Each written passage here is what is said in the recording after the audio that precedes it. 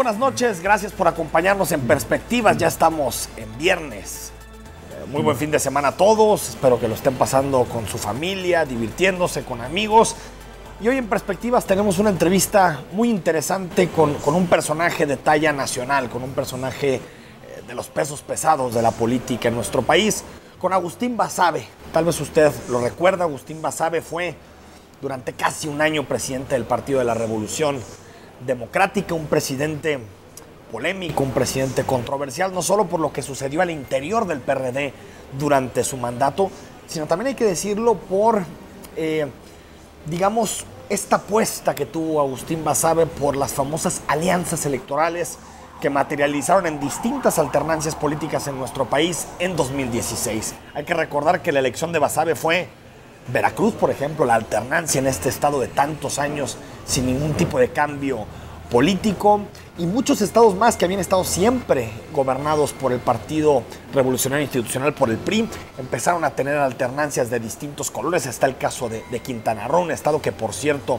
el propio PRD convenció al candidato Carlos Joaquín para poder lanzarse en una coalición PAN-PRD. Es decir, estamos hablando de que Agustín Basabe fue un presidente muy presionado por las distintas corrientes del PRD, pero también es innegable que de alguna forma hubo una estrategia de alianzas, y esas alianzas permitieron que hubiera distintas alternancias en estados clave y en estados importantes para nuestro país. Agustín Basabe hoy se sienta con nosotros a conversar, a platicar de distintos temas, pero sobre todo de la crisis por la que atraviesa el Partido de la Revolución Democrática. Hay que recordar que el PRD es el partido que en su momento encabezó, que sirvió de plataforma política para que la izquierda tuviera representación en las instituciones luego del fraude de 1988, luego de la derrota de Cuauhtémoc Cárdenas en 1988, que llevó a Carlos Salinas de Gortari a la presidencia de la República. Y bueno, el PRD se ha venido transformando. En su momento en el Frente Cardenal Democrático Nacional, y después el PRD empezó a tener vida propia, a ser un partido político con representación en las cámaras, hasta que llega a su gran ascenso político, que lo podríamos colocar en 1997, cuando el PRD gana la capital del país, gana el centro político de nuestro país con Cuauhtémoc Cárdenas como candidato, y también empieza a tener un papel preponderante en las dos cámaras legislativas a nivel federal, teniendo presencia muy importante en la Cámara de Diputados y en la Cámara de Senadores. De ahí el PRD conservó su bastión, que sigue siendo la Ciudad de México, la capital del país.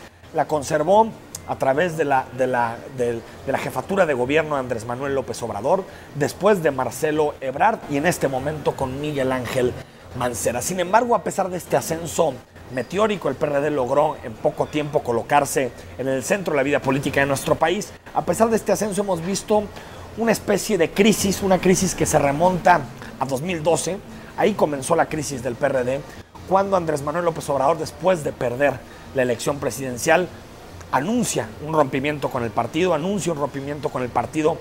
pues, que ha sido su espacio de desarrollo político desde hace muchísimos años, luego de su salida del PRI, y desde ahí empieza a haber como una especie de división al interior de la izquierda. Buena parte de los cuadros perredistas fuertes, bien posicionados, entienden que su proyecto está más bien ligado a Andrés Manuel López Obrador, y por lo tanto dejan el partido, dejan el PRD y apuestan por la vía en este momento del Movimiento de Regeneración Nacional de Morena. Es decir, ahí comienza la crisis que actualmente vive el PRD. Luego de eso vinieron otros episodios que han de alguna forma profundizado la crisis que vive este partido político.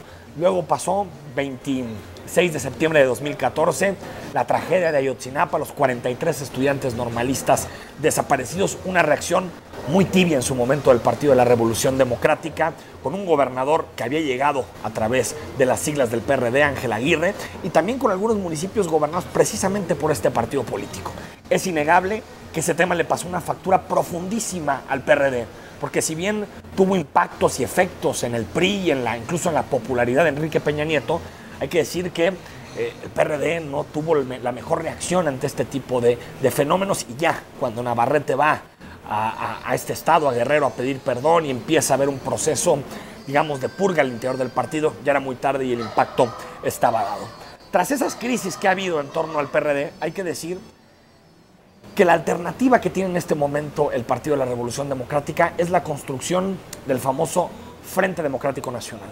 Frente Democrático Nacional que ha sido el debate en términos políticos desde al menos unos 6, 8 meses que este tema del Frente Democrático se ha empezado a debatir. El PRD no le cerraba la puerta a una alianza con Andrés Manuel López Obrador de cara a 2018. Sin embargo, el tabasqueño ha sido muy claro en reiteradas ocasiones: con el PRD, con su dirigencia, ni a la esquina quiere ir Andrés Manuel López Obrador. Por lo tanto, el PRD parece en este momento mucho más cercano del Partido de Acción Nacional y de otros institutos políticos buscando un frente de oposición, no solo al PRI de Peña Nieto que gobierna este país, sino también a las políticas que está impulsando Andrés Manuel López Obrador desde sus gobiernos y que está en su proyecto de nación que presentó el 20 de noviembre pasado. También está, hablando de las partes profundas de crisis que vive el PRD, está el asunto de la Ciudad de México. Todo parece indicar, lo dicen las encuestas, El Financiero lo publica esta misma semana, el lunes, en una macroencuesta: el PRD difícilmente podrá seguir gobernando la Ciudad de México. Por el contrario, Morena es el partido que también encabeza las preferencias rumbo a 2018. Veremos si después un acuerdo en el marco de este frente logra un candidato de unión entre PAN y PRD también en la capital del país, pero es otro signo de esta crisis del Partido de la Revolución Democrática, su limitada influencia que está teniendo en estos momentos en la capital del país, que siempre ha sido su santuario político. Y en otras ciudades, ¿qué podemos decir del PRD? En Guadalajara, en nuestra ciudad, difícilmente figura en términos electorales, tampoco lo hace en Puebla, Aguascalientes, tampoco aparece en otras ciudades como Tijuana, Chihuahua, ciudades de muchísimo peso a nivel nacional y que sin embargo el PRD no tiene los mejores escenarios en términos políticos. Esto ha llevado al PRD a entrar en una especie como de movimiento bisagra, es decir, con quién apostar, con quién pactar de cara a 2018. Decíamos, la de Andrés Manuel está cerrado y por lo tanto se ha abierto la posibilidad del Frente Democrático, de un Frente Democrático que permita de alguna forma que el PRD logre colarse en algunas de las candidaturas importantes. Los principales líderes del PRD han dicho que es imposible que esa alianza la encabece Margarita Zavala, esposa de Felipe Calderón, ex primera dama y alguien con el que el PRD ha tenido severas disputas en términos ideológicos durante los últimos años. Ricardo Anaya parece que es el más probable abanderado de esta posible coalición de cara a 2018, pero es muy difícil. Tampoco es tan fácil que el PRD logre pactar con el PAN. La militancia del PRD sigue siendo muy afín a los postulados ideológicos, por ejemplo, Andrés Manuel López Obrador. Por lo tanto, puede haber un pacto entre élites, un pacto entre dirigencias partidistas. Sin embargo, será difícil que eso se traslade a acuerdos reales y puntuales en materia de candidaturas. La relación con Andrés Manuel López Obrador se descompuso desde hace mucho tiempo, pero en este momento pasa por su peor momento. Es decir, no hay casi interlocución entre la actual dirigencia nacional de Alejandra Barrales y Andrés Manuel López Obrador, por lo que la posibilidad de que las izquierdas acudan unidas o que incluso Movimiento Ciudadano esté dentro de una posible coalición se ha vuelto casi nula. Es decir, estamos hablando de que 2018 seguramente tendrá 3 invitados en la mesa. Uno será el PRI y sus aliados. Veremos si al final es el Verde, si es el PANAL. Veremos también sentados en esa mesa al Frente Democrático.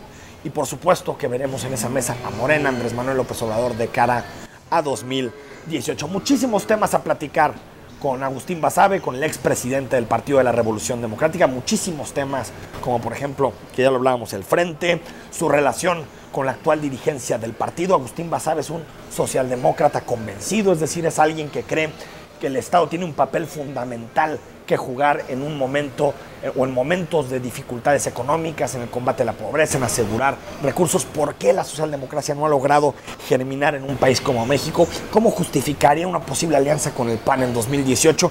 Todos estos son temas que tuvo que responder Agustín Basabe como presidente del partido. Actualmente es diputado federal y platicaremos de eso, también de sus libros, de sus escritos. Es un hombre intelectualmente muy formado. Vamos a ir al corte, estamos en Perspectivas. Escríbenos @canal44tv. También nos puedes escribir a mi cuenta personal @eftousaint con doble S si nos quieres mandar un mensaje para comentarlo con Agustín Basabe. Al regreso del corte seguimos y empezamos la entrevista.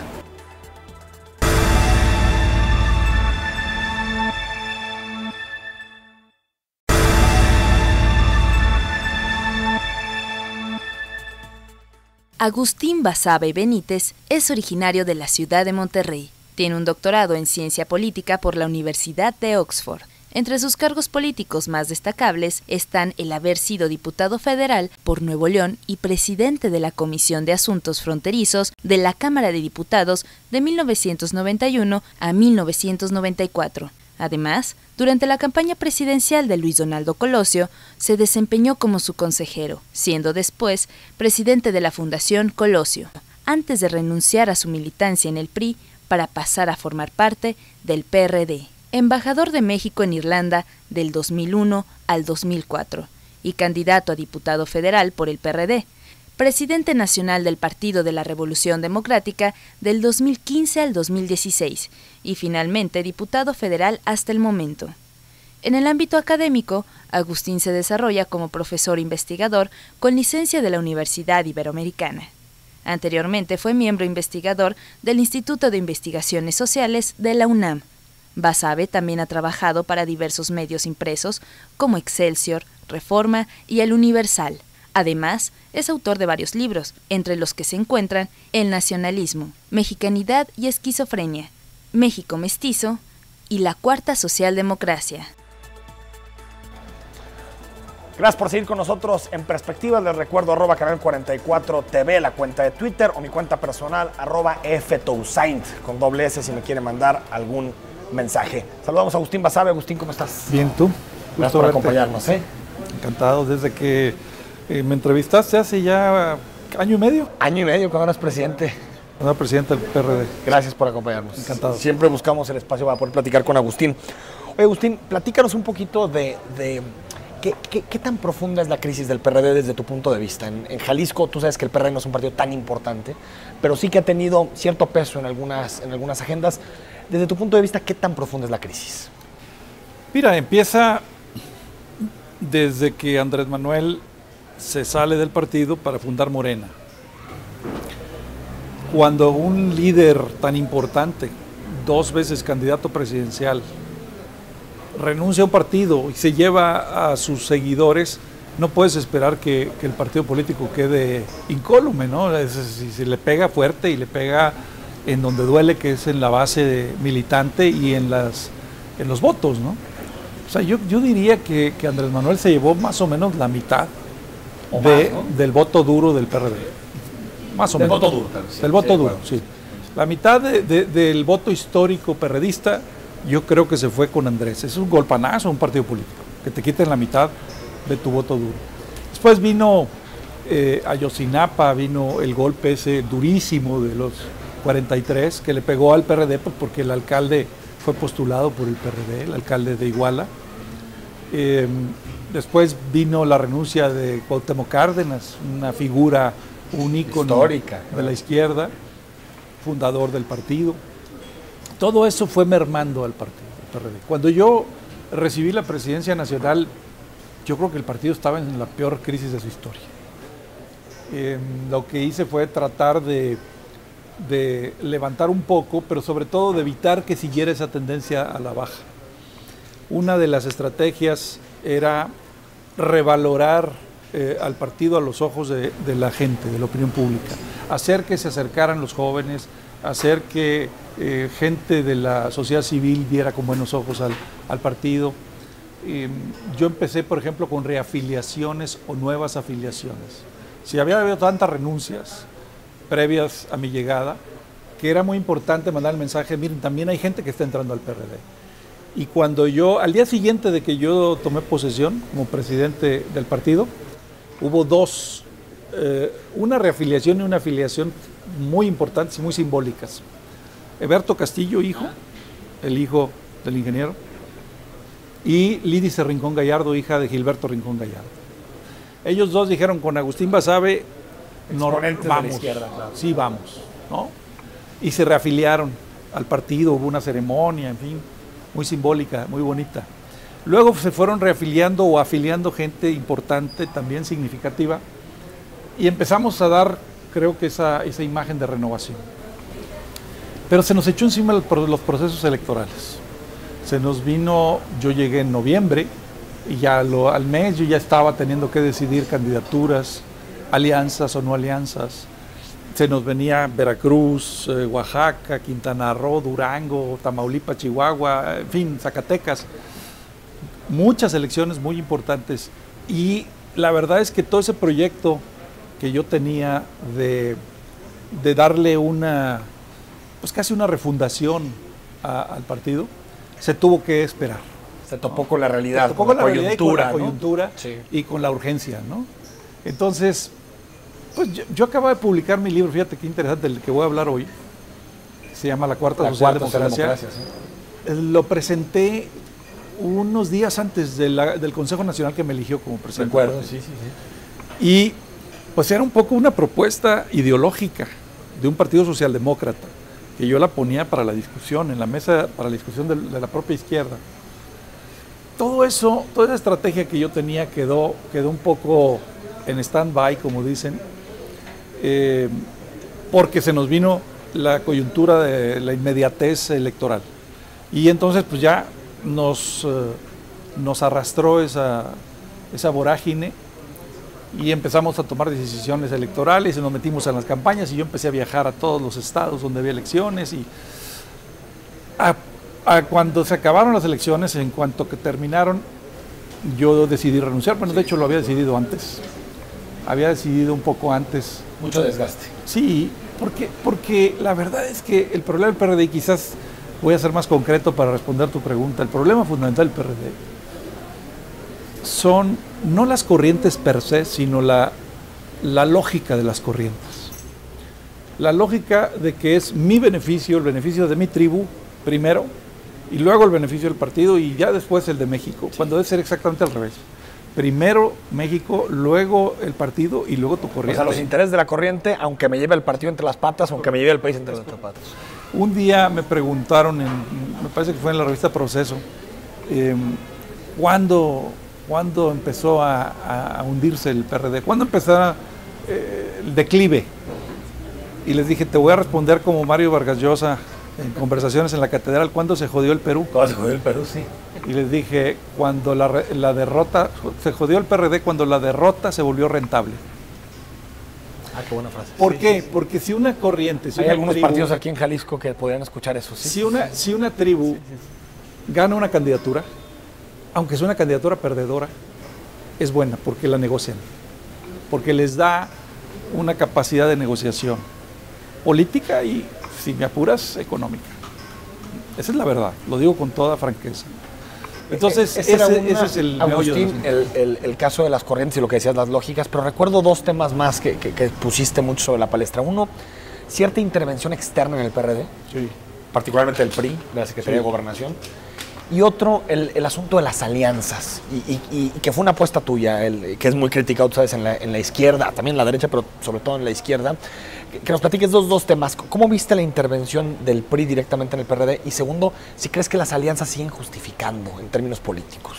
Bueno, primero, claro que interviene y que mete su mano el gobierno, el PRI gobierno, en todos los partidos, no solo en el PRD. Meten la mano porque quieren controlar todo. Mira, hay una teoría que se llama Cartel Party, el partido cartel, la cartelización de los partidos. Se empezó con un trabajo, un ensayo en 1992 y luego se desarrolló. Es muy conocido, claro. Bueno, la idea es, los partidos políticos se ponen de acuerdo y forman un oligopolio, se ponen de acuerdo y ya no compiten, ¿no? Se reparten el poder. Es gravísimo, es veneno puro para la democracia. Eso pasa en México, ese es el intento del PRI, pero no solamente de que varios partidos se ponen de acuerdo, sino que el PRI lleva la batuta de esa cartelización. Eso lo intentaron y lo intentan y lo siguen intentando de aquí al 2018 con todo, desde la Secretaría de Gobernación, por supuesto. ¿Qué es lo que intentan? Pues intentan decir, no te metas acá, no te metas allá, yo me hago un lado aquí, pero te dejo pasar por allá. Lo que hicieron Estado de México. Pues fragmentar, no lleguen a los acuerdos. El Estado de México, el modelo Estado de México, ¿sí?, es el modelo 2018 a lo grande, a nivel nacional. La diferencia creo que el Estado de México eso no es el resto del país. Pero eso es lo que quieren. No, claro, sí. O sea, fragmentación lo que quieren para 2018 es el modelo Estado de México. Coincido. Es una elección de Estado con todo el aparato, toda la maquinaria y la fragmentación de la oposición. Eso es lo ideal. Entonces, por eso declaré yo en aquel entonces, no lo declaré, pero lo dije en mi renuncia cuando forcé a las tribus a aceptar las alianzas y a darme mi lugar, porque hay un momento en que te empiezan a atenazar. Y dije ahí, mientras yo sea presidente del PRD, las decisiones del PRD se van a tomar en Benjamín Franklin, no en Bucareli. Y así fue. Mientras yo fui presidente del PRD.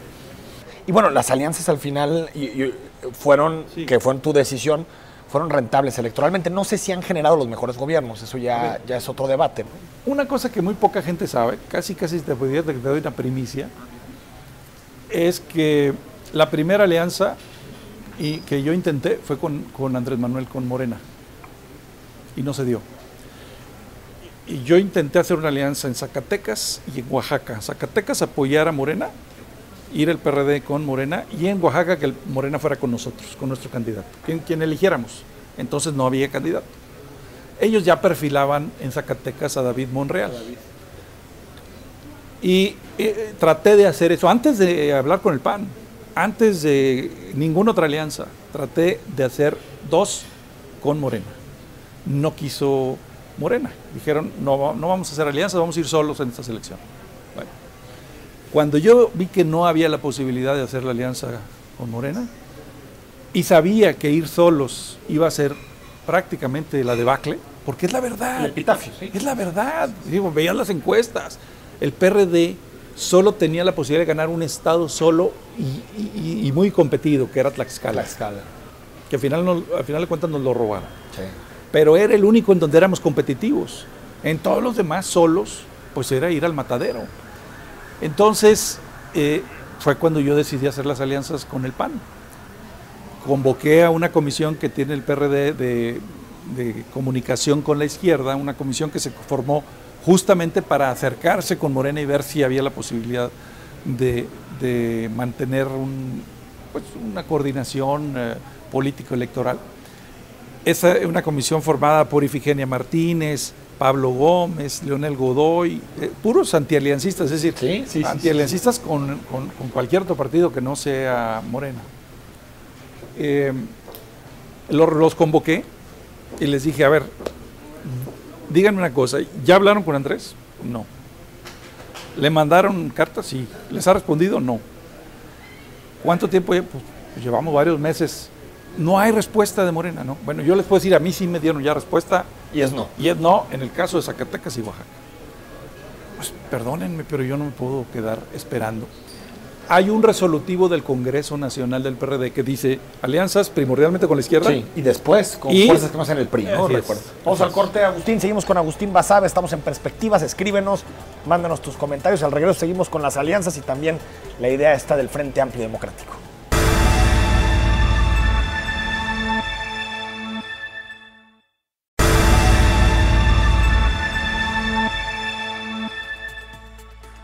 Estamos de regreso conversando esta noche con Agustín Basabe, diputado federal, expresidente nacional del Partido de la Revolución Democrática. Agustín, nos quedamos en el tema de las alianzas. Sí. Y creo, nada más para que también lo incluyas dentro del análisis, que después de que las alianzas dan resultados, porque ahí están, ¿no? Está claro, Veracruz, Quintana Roo, sí está clarísimo. Creo que el PAN capitaliza mejor que el PRD el relato posterior. No sé si coincides conmigo, que parece como que el PAN sale muy fortalecido y el PRD tal vez no tan debilitado como había entrado, pero parecía como que el PRD no había tenido nada que ver con las alianzas. No sé si fue un error de tu presidencia, de la comunicación, el dejar que el PAN fuera el que capitalizara el relato.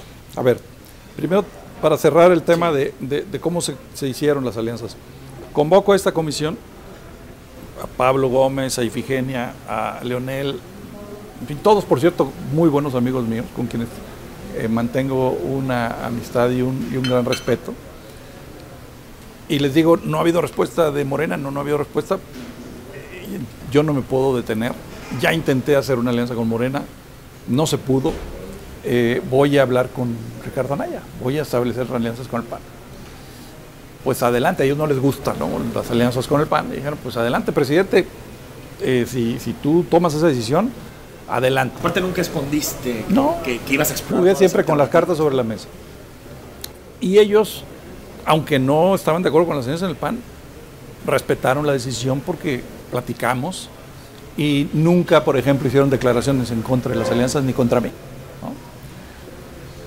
Fui a sentarme con Ricardo Anaya y empezamos a trabajar y a negociar muchas cosas. No fue fácil porque yo le ponía, por ejemplo, como condición que fueran binomios, un estado con otro estado, en uno elegían ellos el candidato, en otro elegíamos nosotros, o sea, que fueran simétricas. Eso nunca había pasado en el PRD, ojo, porque luego que las alianzas, no, sí, las alianzas que yo hice fueron simétricas, una y una. Sí, porque la de Quintana Roo es más del PRD, ¿no? La de Quintana Roo. La de Quintana Roo, por ejemplo, Carlos Joaquín, ¿no? Esa la armé yo. Esa la armé yo en mi casa, es más, en 3 cenas en mi casa con Carlos Joaquín. Y se sumó el PAN después. Esa fue otra, esa estaba fuera de los binomios. Pero bueno, armamos las negociaciones, finalizamos las negociaciones, sacamos originalmente 4 binomios, 8 estados, y fuimos cada quien a procesarlo a nuestros órganos internos de decisión. Salieron a final de cuentas 4 estados, salió Durango, Zacatecas, Oaxaca y Veracruz, sí. Y finalmente después, ya cuando había terminado las negociaciones, yo armé Quintana Roo y el PAN se sumó. Pues quedaron 5. Bueno, y ganamos 3 de esas 5. ¿Qué pasó después? Es una buena pregunta, mira, me la he hecho yo mismo. Fue una falla de comunicación nuestra, del PRD. Fue una lógica natural del hecho de que el PAN no solamente había ganado esas 3 en alianza con nosotros, sino que solos habían ganado Chihuahua, Tamaulipas, Aguascalientes. Es decir, solos habían ganado muchas otras gubernaturas. ¿Cómo le haces para una opinión pública que está tan, digamos, encausada para decir el PAN es el gran triunfador de estos comicios, para pararla y decirle, momento, sin el PRD, tal, el PRD ganó esto, el PRD ganó? Yo lo intenté. La verdad es que no, los medios no... Sí, no traían como una cargada no me respondieron. Hacia Anaya, ¿no? No me respondieron. A lo mejor también hubo error de parte nuestra, Habrá que hacer una autocrítica y a lo mejor nos equivocamos y manejamos mal la comunicación, no lo sé. Lo que sí sé es que yo le hablé a Ricardo cuando estaba esa andanada, digamos, a favor del PAN, y le dije, óyeme, esos 3 estados, de los 2, ¿no? 3 estados los ganaron con nosotros y no se habrían ganado sin la alianza, y tú lo sabes. No, claro, Agustín, no, discúlpame, tú sabes, esto es una vorágine. Le dije, vamos a convocar una conferencia de prensa juntos, tú y yo, y llevamos a los ganadores de los 3 estados que fuimos en alianza. Convocamos a la conferencia de prensa en el Hotel Hilton de la Alameda, en la Ciudad de México, y fue Carlos Joaquín, y fue Rosa Saispuro, y fue Yunes. Y Ricardo Anaya y yo los presentamos, y Ricardo, debo decirlo, tuvo un gesto generoso, porque toda su intervención, casi toda su intervención, fue para decir, sin Agustín Basabe no habría habido alianzas, ni habría habido transición en estos estados. Fue la valentía de Agustín, fue su arroba, de alguna manera reivindicó al PRD, ¿no? Esa conferencia de prensa volvió a poner el PRD un poco en el porque fíjate, en 2017 el PRD no tiene los mejores resultados, pero tiene un tercer lugar en el Estado de México que supo o parecía victoria, ¿no? Tal vez los mejores resultados fueron en 2016. Sí, es correcto, porque además, a ver, otra primicia. Sí. Chihuahua y Tamaulipas hubo una alianza de facto. De acuerdo. Y hubo muchos perredistas que se aliaron con los candidatos del PAN. Sí, con Corral y Cabeza de Vaca, ¿no? Sí. E hicieron campaña por los candidatos, por Corral. Bueno, y lo hicieron público, incluso algunos grupos del PRD, ¿no? Así es. Y a mí me pedían todas las sesiones del Comité Ejecutivo Nacional que los expulsara. A ver, oye, ¿qué esos están? No están apoyando a los candidatos del partido. Y yo llegó un momento en el que cuando me dijeron hay que expulsarlos, les dije, ¿saben qué? Tienen razón. Vamos a empezar a expulsar gente del PRD.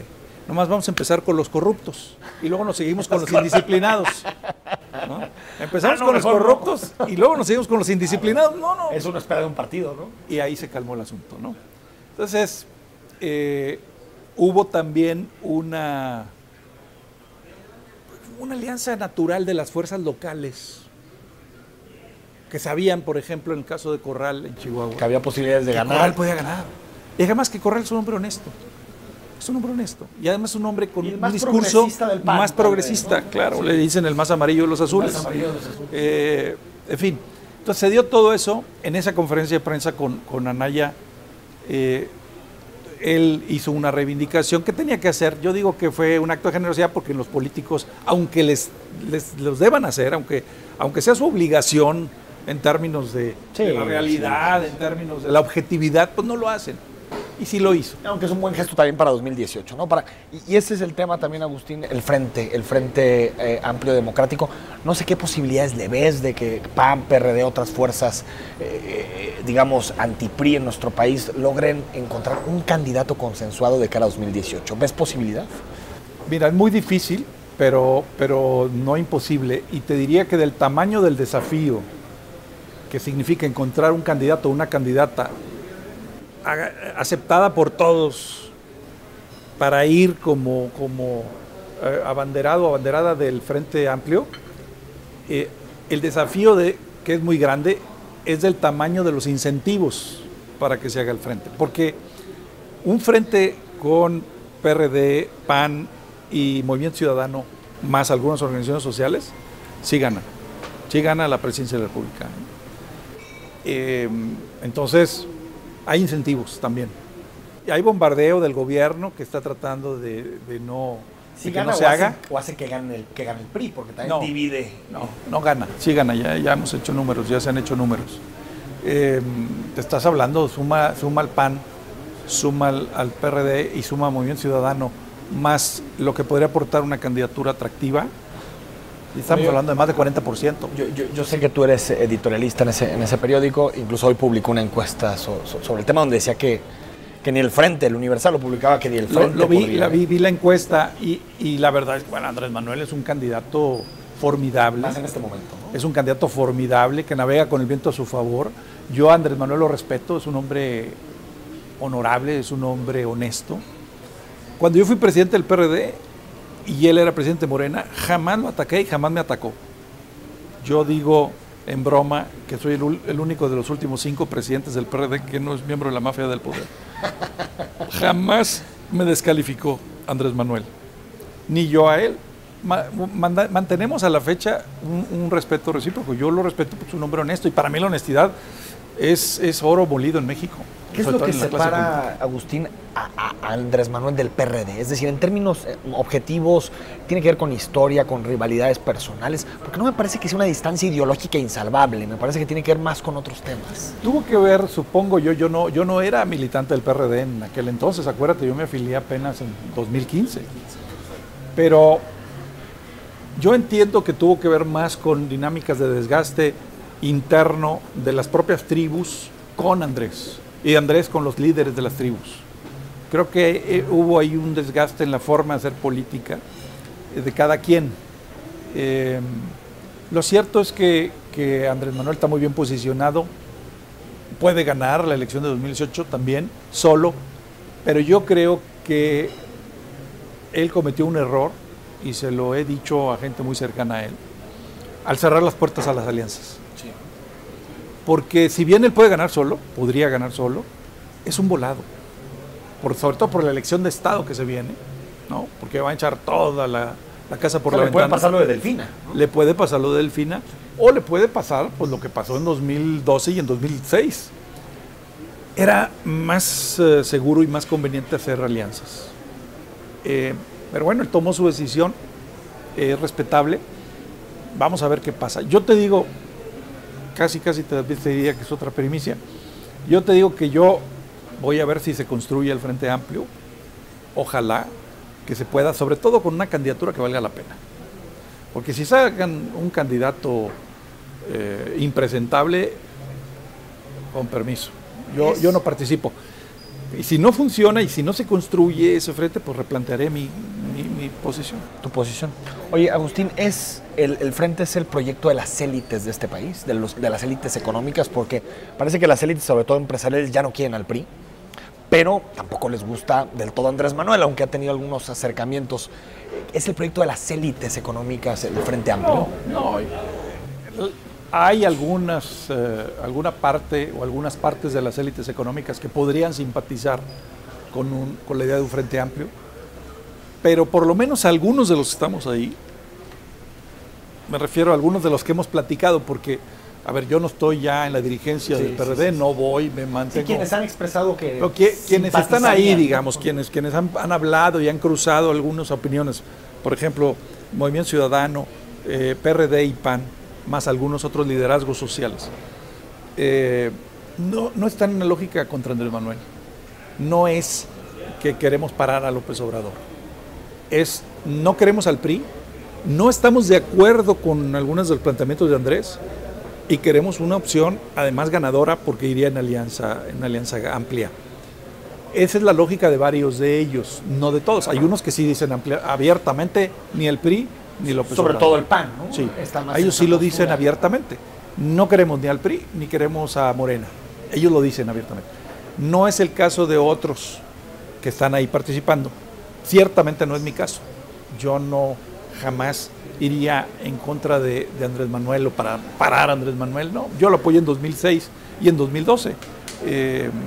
En 2006 sí hice campaña en mi tierra, en Nuevo León, por Andrés, sin ser miembro del PRD todavía. Y en 2012 voté por él. Yo no tengo esa lógica, ni creo que varios de los que están ahí la tengan tampoco. Lo que sí es, hay que sacar al PRI, pero sobre todo, y bueno, claro, sí, en mi caso, si se puede encontrar una candidatura socialdemócrata, pues qué bueno. Pero hay que sacar al PRI del poder, porque el PRI corrupto e inepto le ha hecho mucho daño a México. ¿Coincides con lo que está haciendo Alfaro en Jalisco? ¿Te parece interesante? Me parece muy interesante. Alfaro es un fenómeno electoral. Él es un candidato extraordinario. No lo he visto de cerca porque, pues aunque aquí Jalisco es la tierra de mis mayores, la tierra de mi padre, de mi abuelo, pues yo vivo en México, allá, ¿no? Vivo en la Ciudad de México, pero lo que alcanzo a ver desde allá es que Alfaro es un fenómeno electoral. A mí él en lo personal me cae muy bien, me parece un hombre muy valioso, pero insisto, necesito tener un poquito más de elementos para opinar. Vamos al corte, nos quedan unos minutitos más con Agustín Bazán.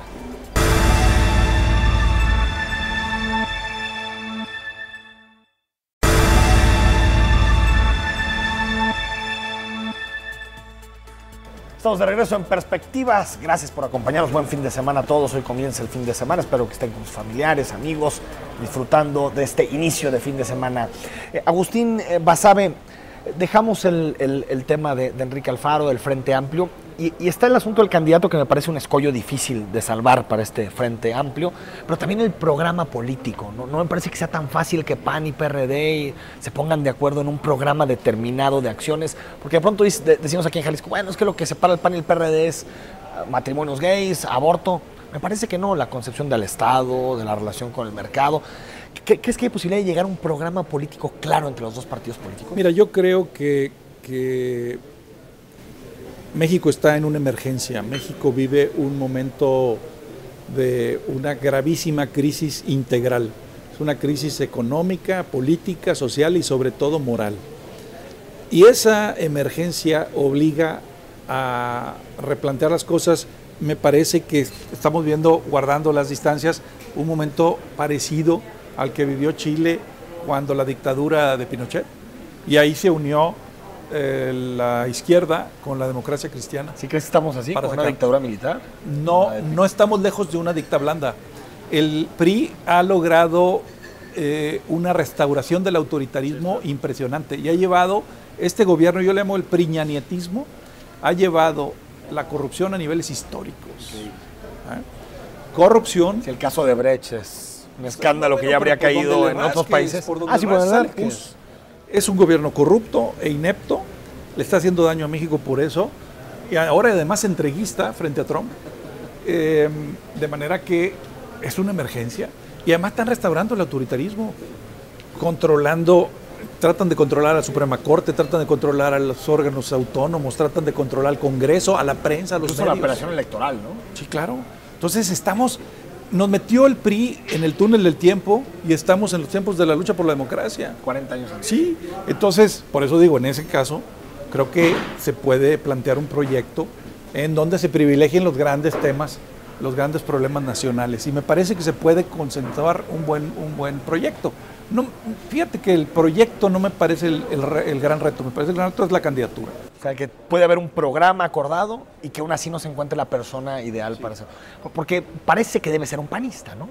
Eso es Digo, por el peso electoral. Eso es lo que dicen los panistas, los panistas, dicen, ¿no? Digo, el PRD difícilmente puede colocar al candidato. O sea, los panistas dicen, bueno, pues somos el partido más grande de los tres, ¿no? Somos más grandes que el PRD, somos más grandes que el Movimiento Ciudadano, tenemos más votos, más gubernaturas, más alcaldías, más diputados, más senadores.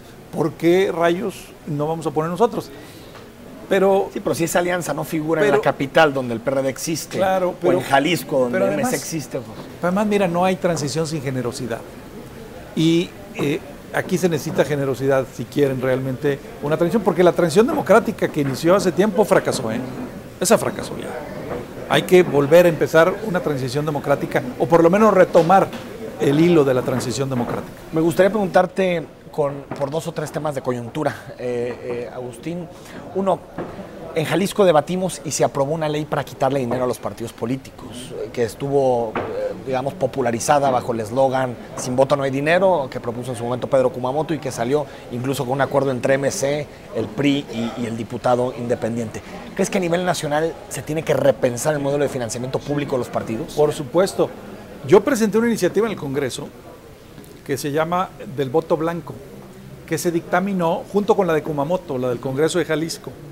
El dictamen que está en la Comisión de Puntos Constitucionales, dictamen positivo, no es de la iniciativa del Congreso de Jalisco solo, es de la del Congreso de Jalisco y mi iniciativa del voto blanco. Mira. Mi iniciativa lo que dice es, a la boleta electoral hay que agregarle un recuadro que diga voto blanco. Y quienes quieran anular su voto en castigo porque no están de acuerdo con ninguno de los partidos, ¿no? Al sistema, van a tener un instrumento para ejercer el castigo de los partidos políticos. Cruzan ese recuadro, se cuentan los votos blancos, a mayor número de votos blancos, menor dinero a los partidos políticos. Esa es mi iniciativa. Se complementa con la de Kumamoto porque la de él baja la base, disminuye la base de votación, la votación efectiva, por lo tanto disminuye... Sí, que cambia la fórmula, ¿no? Así es, y disminuye el dinero, la cantidad. Pero aparte le metes el voto blanco de manera que le das, empoderas al ciudadano. Sí. Haces que el ciudadano vaya a la casilla a ejercer y lo legalizas el voto blanco, ¿no? Sí. Es darle consecuencias al voto nulo. Esa es mi iniciativa. Y están dictaminadas la del Congreso de Jalisco y la mía juntas positivamente, pero el PRI reventó el quórum. El Sistema Nacional Anticorrupción, Agustín, a mí, yo soy muy escéptico del sistema, porque creo que las democracias que han logrado disminuir los niveles de corrupción lo hacen con las instituciones naturales, ¿no? Que los tribunales funcionen, que los ministerios públicos investiguen, que los partidos políticos de oposición hagan su chamba de oposición. Y me parece que de pronto este sistema puede ser un gran espejo de gatopardismo, cambiar todas las instituciones para que después sigan los mismos vicios. ¿Qué expectativas podemos tener del sistema en su conjunto? Fíjate que es una muy buena pregunta. Yo también tengo algunas dudas sobre el Sistema Nacional Anticorrupción. Me parece que quedó un poco alambicado y que el PRI sobre todo y su protuberancia verde hicieron los trucos suficientes en la legislación como para que... Para blindar, sí, ¿no? Por ejemplo, a ver, el fiscal anticorrupción está totalmente supeditado al fiscal general, no tiene autonomía. Y el fiscal general, por ese truquito del transitorio, será el Procurador General de la República en funciones al momento que se expida la ley secundaria, la ley reglamentaria. Que es Cervantes. Sería el Cervantes, amigo de Peña. Sería Cervantes hoy. Eso sería poner un fiscal a modo de guardaespaldas, de tapadera del por 10 años, ¿no, Agustín? Por 10 años. 9 años. 9 años. Son 9 años. Entonces, eso es inaceptable. Inaceptable. Entonces, tenemos que parar eso, tenemos que ver ese transitorio. Peña Nieto mandó una reforma para quitar ese transitorio porque hubo mucha presión social. Sí, pero en valores entendidos con el Senado, con los priistas en el Senado, dijeron, la archivamos, no la han dictaminado. Que es parte de la presión Anaya, ¿no? Que ha puesto ese tema sobre la mesa. Correcto. Entonces, sí tienes tus dudas sobre, en general, el sistema, porque Me parece que quedó tiene medio... resquicios y tiene huecos por donde se pueden colar, digamos, las trampas del priñanietismo. La renegociación del Tratado de Libre Comercio de América del Norte, que comenzó hace algunos días, una posición débil de México, no conocemos todavía sus prioridades, y un presidente también con baja credibilidad. ¿Qué esperas de las negociaciones del TLC? Esperaría que defendieran los intereses de México, ojalá que le vaya bien. Yo creo que el TLC ha sido razonablemente positivo para México y hay que conservarlo. Me preocupa mucho que tenemos un gobierno agachado ante Donald Trump. Tenemos un presidente de la República y un secretario de Relaciones Exteriores sumisos ante el gobierno de Trump. No le responden, no lo enfrentan, no lo encaran, lo tratan de consentir. Es como, si me vale la analogía, es como el niño de la escuela al que bulean, llega el bully y lo empieza a golpear, lo empieza a bulear y el niño le dice, ya no me pegues, ten mi lonche y mañana te traigo dulces. El resto del año escolar lo va a bulear, no se la va a acabar, porque así nos enfrentan los bullies. Eso es lo que están haciendo Peña Nieto y Videgaray con Trump. Lo tratan de apapachar, lo tratan de consentir, no lo quieren hacer enojar, le dan dulces. Así nos enfrenta a un bully se le encara. Y no es cierto que la alternativa, la disyuntiva sea o sumisión y agachamiento o estridencia, que es la palabra favorita del canciller. Estridencia, no. Bueno, pero si fuera Venezuela ya estaría en la estridencia. Sí, sí, es así. Sí es lo peor que le puede pasar. Es así. Hacia Maduro sí lo enfrentan. Otro dato interesante. A ver. Y mira que yo no estoy de acuerdo con el régimen de Maduro. Me parece que están violando los derechos humanos. Y cuando yo veo policías armados reprimiendo manifestantes desarmados, yo no pregunto cuáles son de izquierda y cuáles son de derecha. Pero otra cosa, Agustín, es si la diplomacia mexicana tendría que tener el papel que está teniendo. Una cosa es que tú y yo lo condenemos. La pregunta es ¿por qué están atacando a Maduro? Por la grilla local. Y porque se los pidió Trump. Claro. No, pero también porque quieren vincular a Andrés Manuel con Venezuela, claro, que es el debate 2018 claro. Venezuela. Pero a ver, mira, cuando Lilian Tintori vino a México el año pasado, me pidió hablar conmigo, yo era presidente del PRD, y la recibí. Y se me enojaron muchos del ala radical del partido. Presidente, ¿cómo es posible que recibas a...? Y la recibí. En ese momento... Venezuela no es una democracia y hay que condenarlo, eso de acuerdo, es otra cosa, ¿no? Pero en ese momento que yo recibí a Lilian Tintori, el presidente Peña Nieto se había renegado 3 veces a recibirla. Todavía no era Trump presidente de Estados Unidos. 3 veces se había negado a recibirla. Ojo.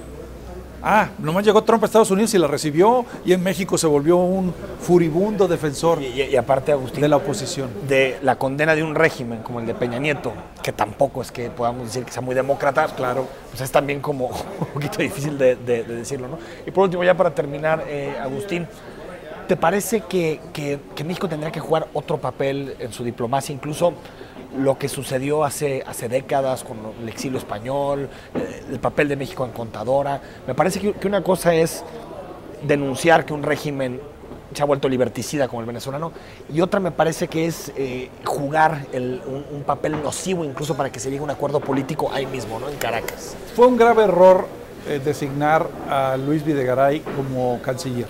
Grave error. La persona que cometió el hierro histórico de traer a Trump a México y hacerle un acto de campaña en Los Pinos es ahora el encargado de las relaciones exteriores de México. Él dijo incluso el día que llegó que iba a aprender, que llegó a aprender, además su curva de aprendizaje es muy larga, muy lenta. Es un error, para empezar. Segundo, no tiene estrategia, y se lo dije en la comparecencia ante la Comisión de Relaciones Exteriores de la Cámara de Diputados, le dije a Videgaray, no tienen estrategia. No hay una estrategia clara de qué papel debe jugar México en el nuevo orden global. No tienen idea. Entonces, por supuesto que necesitamos diseñar una postura más clara de México en términos de multilateralismo, por supuesto, nuestra relación bilateral más importante, que es con Estados Unidos, y muchas otras cosas. No quiero dejar de preguntar esto. La socialdemocracia, desde mi punto de vista, es el sistema político, económico que más bien está al lado del mundo. Bueno, qué bueno. Yo lo digo. ¿No has leído mi libro? Yo claro que he leído tu libro y yo viví en países socialdemócratas y y son entornos que creo que hay que imitar. ¿Cuándo tendremos una propuesta en México fuerte? ¿Y por qué incluso la cultura política socialdemócrata no ha arraigado en nuestro país? Porque no hay nadie. Yo hablo de socialdemocracia y es como si hablara, no sé, del chikungunya o no sé, digo, algo que nadie conoce. Sí, ¿no? pues me tardaría otro programa Sí. en darte la respuesta, pero aprovecho para promover mi libro, La Cuarta Socialdemocracia, de editorial Catarata. Es un problema porque como es una editorial española, Sí. madrileña, es difícil de conseguir en México. Pero, Bueno, pero sí se ve, aquí en Guadalajara. Pero yo hablo de 3 etapas de la socialdemocracia, y la segunda, que va de 1945 a 1975, es cuando se consolida el estado de bienestar en Europa, y es la etapa en la que se han construido las sociedades más libres y justas de la historia de la humanidad. Desgraciadamente tienes razón, en América Latina no ha arraigado la socialdemocracia. ¿No? Un poquito en Chile. Eso tendría que ser en otra entrevista. Gracias, Agustín, gracias por habernos acompañado, gracias por tu tiempo. Nos vamos, gracias por haber estado con nosotros en Perspectivas. Hasta el lunes a las 9 de la noche.